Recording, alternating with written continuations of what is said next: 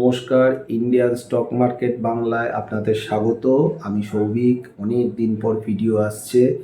আজকে 16 তারিখ, বলেছিলাম 17 তারিখের পর ভিডিও আসবে, কিন্তু চেষ্টা করে একদিন একটু টাইম পেয়েছি বলে আপনাদের জন্য ছোট্ট ভিডিও করছি। অনেক রিকোয়েস্ট এসেছিলো, দাদা একটা ভিডিও করুন, মার্কেট এরকমভাবে পড়ছে। তো মেনলি আমি বলবো, মার্কেট যে পড়বে বা পড়ছে বা পোর্টফোলিওর হালত খারাপ হতে পারে, এটা কিন্তু আপনাদেরকে আমি বারবার সতর্ক করেছিলাম, আজকে নয়। হ্যাঁ, তার জন্য হয়তো এক দুজন লিখেও ছিলেন, দাদা কই পড়লো, কিছুই তো হলো না, এরকম। যাই হোক, এগুলো ট্রোল করতে যারা ভালোবাসে করতেই পারে, তাদের অধিকার ট্রোল করা। আলটিমেটলি আমার মনে হয় নিজেদের পোর্টফোলিওর লাভটা নিজেরা বুঝলেই হলো। আসলে কারোর এগেনস্টে বলাটা খুব সহজ হয়, তো ওই জন্য বলে দেয়, কোনো অসুবিধে হয় না। তো যাই হোক, কিন্তু ম্যাক্সিমাম যারা আমার চ্যানেলটা দেখেন, খুবই ছোট চ্যানেল, আমার খুবই ছোট চ্যানেল, তো সেইখানে যারা দেখেন প্রত্যেককে ধন্যবাদ। এবং প্রত্যেককে আমি যতটুকুনি পারি, আমার যেটুকুনি নলেজ, আমার নলেজ খুবই কম, কিন্তু যেটুকুনি নলেজ সেইটুকুনি দিয়ে যদি পারি কোনো সাহায্য করার, আমি সেটা চেষ্টা করি। 100% তো আমি কোথাও দিন পারবো না। যদি 50-60%ও আপনাদের গাইড করতে পারি, তাহলেই অনেক আমার কাছে বড় ব্যাপার। আর আমার কথা শুনে যদি পোর্টফোলিও খালি করে বা আমার কথায় বিশ্বাস বা ভরসা রেখে যদি একজনও ফাঁকা বসে থাকেন, তাহলে তাকে ধন্যবাদ। এখন বর্তমানের যে জায়গা, সেই ব্যাপারে আসছি। এখন প্রচুর জায়গায় শুনছি ক্র্যাশ, বিভিন্ন সময় আমি দেখি এখন থাম্বনেলে ক্র্যাশ ছাড়া কিছু লেখা থাকে না। আলটিমেটলি ক্র্যাশ কিছু হয়নি। কিসের ক্র্যাশ হয়েছে? 10% ইন্ডেক্স পড়াকে ক্র্যাশ বলে, এটা কোনো ক্র্যাশ না। এগুলো আসলে থাম্বনেল দেখে লোককে অ্যাট্রাক্ট করার জন্য এইসব থাম্বনেল আসে।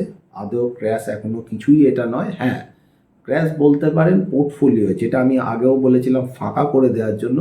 সেই পোর্টফোলিও 30-40%, এক একজনের এক এক রকম পোর্টফোলিও, সেই অনুযায়ী কিন্তু সত্যি পোর্টফোলিওর অবস্থা খারাপ। ভালো খারাপ বোধ যদি আমি বলতে যাই, তাহলে আমি এটাও বলতে পারি যে মার্কেট যে Nifty, bank Nifty 200 DMA EMA এখনও বাঁচিয়ে রেখেছে। নিফটি 200 ডিএমএ ইএমএ ভেঙেছে। যারা ডিএমএ ইএমএ যে যেটা ইউজ করে, 200 ডিএমএ বা ইএমএ হচ্ছে একটা মানুষ সুস্থ আর অসুস্থর ব্যাপার। এটা হচ্ছে বর্ডার লাইন। আমরা 200 ইএমএর নিচে যদি চলতে থাকে, তাহলে আমরা বুঝি মার্কেটটা খারাপ। এটা টেকনিক্যালের ভাষায় বলা হয়। আর 200 ডিএমএ বা ইএমএর ওপর যদি চলতে থাকে, তাহলে মার্কেটটা মোটামুটি ভালো। তো এখন আমরা বর্ডার লাইনে আছি। ক্যান্ডেল যেটা তৈরি করে, সেটা কিন্তু একটা রিভার্সাল ক্যান্ডেল। 1 নাইট ক্লোজ করেছে, 2 নাইট দেখতে হবে এবং প্রপার ক্যান্ডেল দেখতে হবে ফরমেশন কি হচ্ছে। আমার মনে হয় এখান থেকে হতে পারে একটা টেকনিক্যাল বাউন্স, আসতেই পারে নিফটি ব্যাঙ্ক নিফটি বোথ। সেখান থেকে আবার ফার্দার সেল আপ হবে, না এখান থেকে লো করে উঠে যাবে, এটা এখন বলাটা শক্ত। তবে টেকনিক্যাল বাউন্স একটা আসা উচিত। এছাড়াও নেক্সট বুধবার ছুটি আছে। বুধবার দিনকে মহারাষ্ট্রে ইলেকশন, তার রেজাল্টটা কিন্তু খুব ভাইটাল হবে। সেটা সম্ভবত শনিবার দিন হয়তো বেরোবে।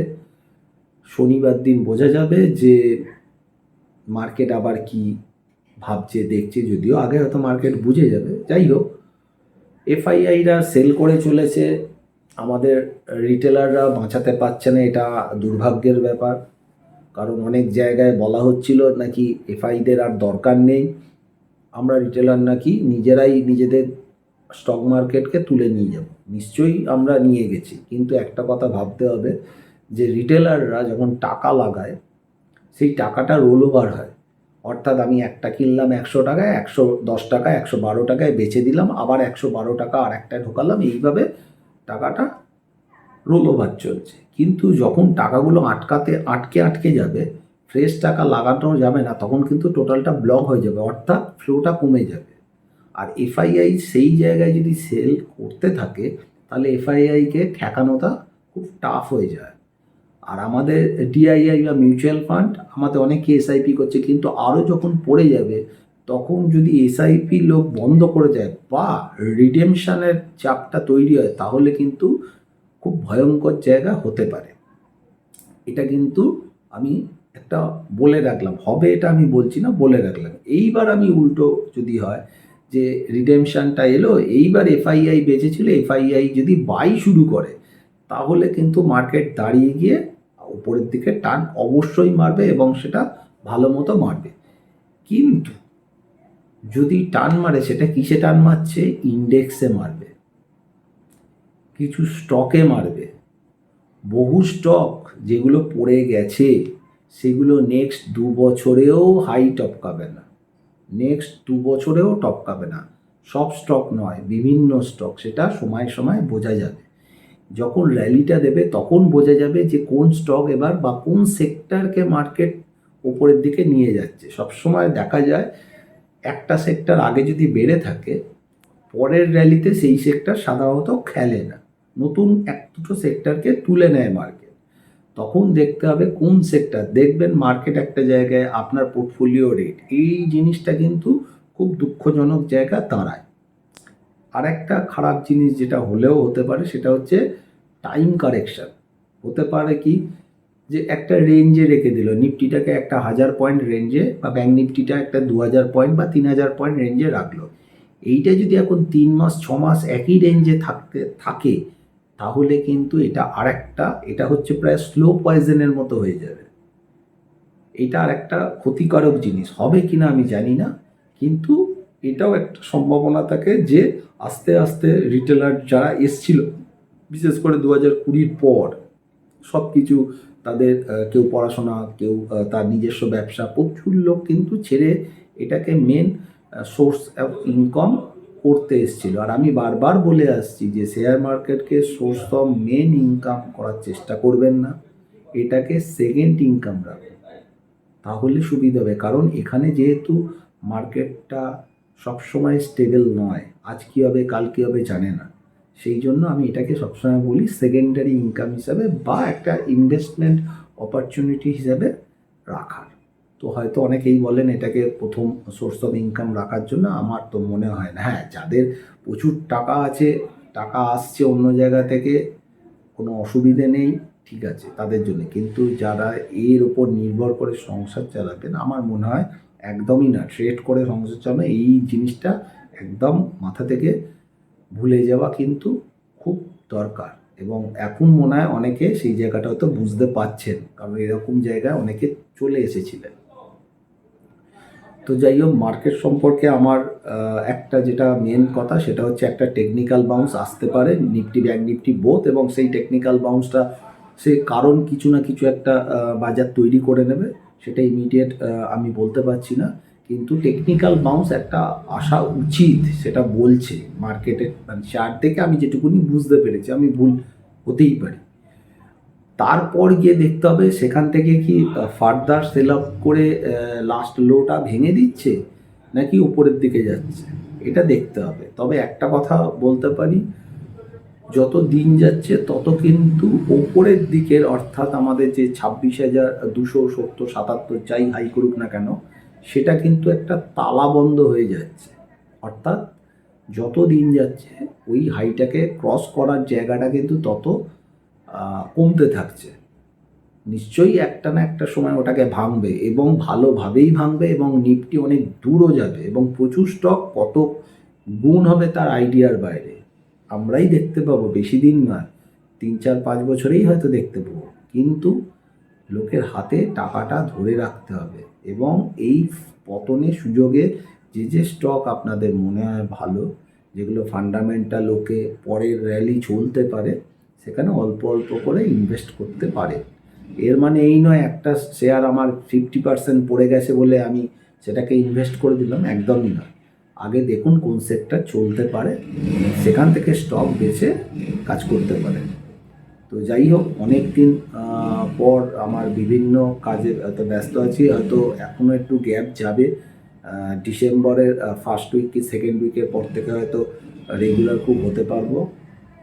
তো আমি মোটামুটি যেটুকুনি একটা জিস্ট আমি বললাম। আর একটা মেন কথা সেটা হচ্ছে আমাদের তো উইকলি অপশান বন্ধ হয়ে যাচ্ছে।